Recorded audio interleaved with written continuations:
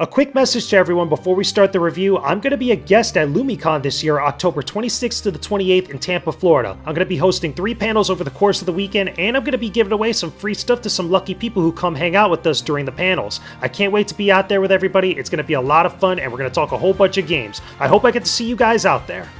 What's going on, everybody out there? I'm Jakejames Lugo, and welcome to the channel. Now, Halloween is right around the corner, and everybody's getting into the mood for the horror genre. I'm not into horror like that, I'm not scared, so stop thinking that.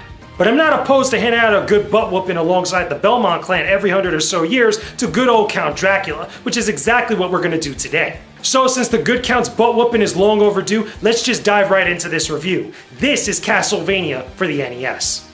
Castlevania is an iconic action platformer from Konami, released for the NES back in 1987, also known as Vampire Killer and Akumaju Dracula in other territories. Not only is it one of the harder games in the console's library, but it's also one of the most unique with its gothic-style 8-bit visuals and cool soundtrack. The story of Castlevania follows the legendary Simon Belmont, a vampire hunter who makes his way through a dark castle to destroy the evil Count Dracula. Along the way, Simon faces hordes of monsters across 6 stages. Many of the monster designs are based on classic horror movie monsters, with a lot of fun nods to the Universal series and the Hammer horror films. The success of Castlevania on the NES was good enough to spawn a myriad of sequels, with 2 more games for the NES and many more across different consoles in the years after.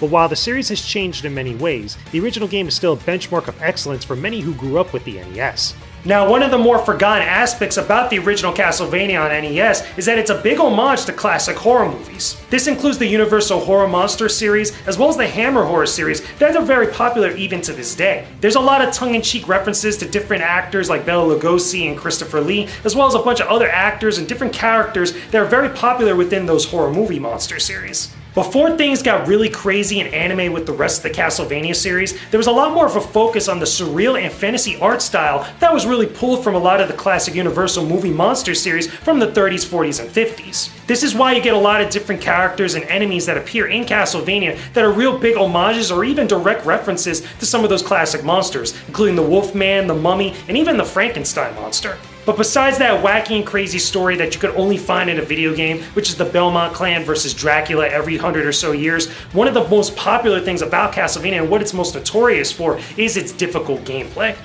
Castlevania is one of the most challenging games ever created for the NES. It's not impossible to finish, but it'll definitely cause a lot of frustration for anybody in more ways than one. The controls are simple and the premise of each level is pretty straightforward. You fight monsters, gather hearts from candles to use for your sub-weapons, and eat chickens that you find in walls to refill your health. In each stage, you need to get around obstacles and many enemies in order to defeat a boss at the end of it, and eventually defeat Dracula himself. The problem, however, is how tedious the challenges are laid out along the way.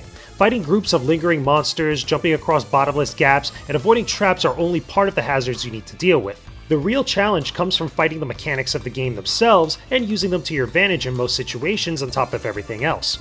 Getting hit will knock you backwards a short distance, which can be fatal if you're close to a pit or a body of water. It's the one thing that makes areas within Castlevania so tedious and unforgiving, and may cause you to throw your controller in some spots. If you aren't aware of what's around you, then you'll end up getting killed over and over again. Luckily, you have unlimited continues to try again, but that won't stop the challenges from being any less frustrating or any less difficult.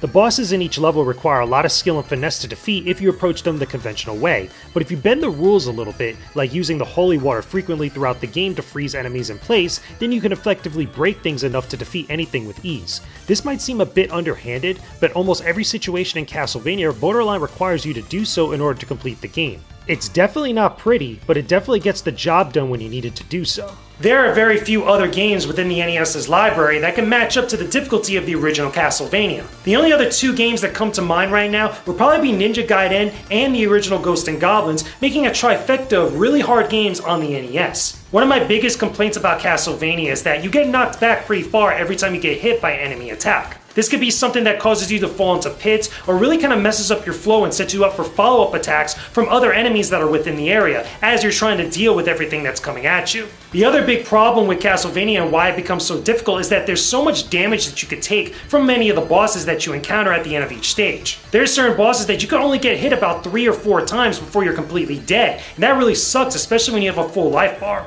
However, one of the things that kind of combats all of this stuff and really kind of breaks the game in some ways is the use of the sub-weapons that you could pick up throughout the entirety of the game. If you're able to pick up the holy water at any point throughout the entire game and you're able to spam its attacks against different enemies or any of the bosses you encounter, you'll find that they'll become significantly easier when you're dealing with them. Overall, Castlevania is a very short game, but its difficulty is significantly going to increase the amount of time that you're going to spend playing it, most of which is going to be from dying and retrying stages over and over. This is from the era of when games really made you work for your victory, and they could be very unforgiving in certain spots. But if you're able to stick with it, you'll find that the victory is very satisfying indeed. But before I wrap this up, I want to talk a little bit about the visual style and also the music of Castlevania, which is very iconic to some people and also unique compared to other game franchises that are out there. Some of the cooler aspects about Castlevania are the visuals and the soundtrack. Though it's looked at as part of the horror genre, Castlevania is a surprisingly colorful game. There's a wide range of colors used throughout compared to later entries of the series. In the sequels, the color palette got darker and a bit more bland, which made the first game on NES stand out even more. A lot of the sprites and designs of the monsters look more in tune to their horror movie inspirations, rather than the anime style that the series adopted years later. But if I had to choose one thing that sticks out with everybody after playing Castlevania, it'd definitely be the music. Some of the most iconic themes from the NES era come from the first Castlevania game, like the track Vampire Killer from the very first stage. The 8-bit renditions are products of their time, but they stand out as memorable tracks that have been staples of the series even to this day. Other than a few more iconic video games that came out for the NES back then, few other games could compete with Castlevania's amazing soundtrack at the time.